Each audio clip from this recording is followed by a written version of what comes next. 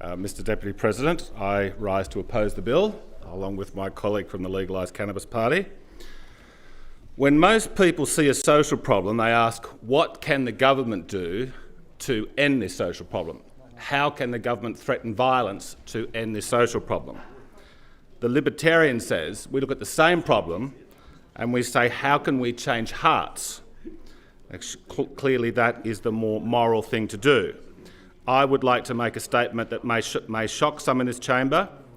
Former US presidential candidate Barry Goldwater was right to oppose the Civil Rights Act of 1964. In summing up his opposition to it, he said, "I am unalterably opposed to discrimination of any sort, and I believe that the problem is fundamentally one of the heart. Some law can help, but not law that embodies features like these, provisions which require the creation of a police state. And so, because I am opposed to any threats to our great system of government and the loss of our God-given liberties, I shall vote no on this bill." I agree with Mr Goldwater.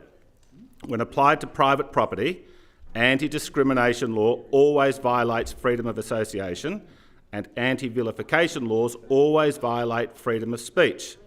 The Anti-Discrimination Act in its current form does both.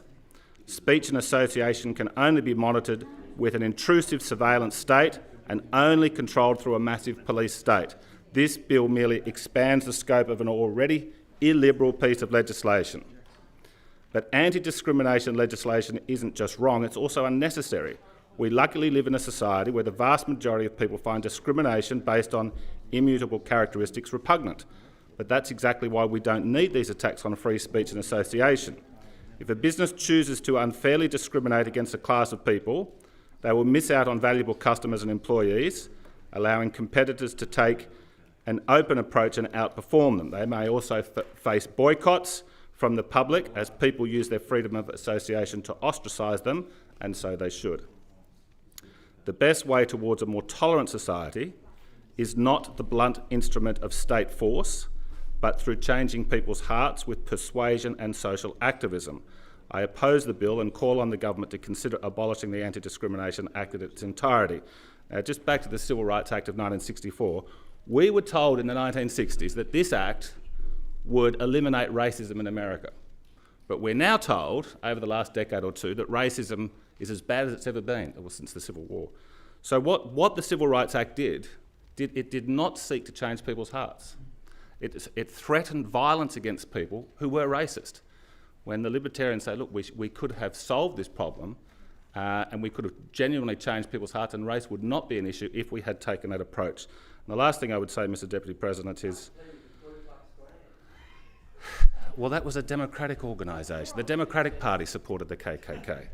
The last thing I'll say, Mr Deputy President, that's right, well, who invented slavery? The Democrats. Anti-discrimination legislation creates an... Well, they didn't... The Democratic Party was started to defend slavery. The Republican Party was started to start abolition. That is what happened. That's what happened. The KKK, Jim Crow laws, and anti-discrimination legislation,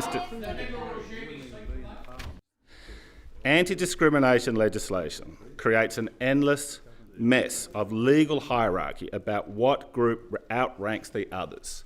I truly believe we'd be far better off, a far more liberal and humane society, if we took a laissez-faire approach to these matters, and we believe that that is what will change people's hearts rather than the bludgeon of the law.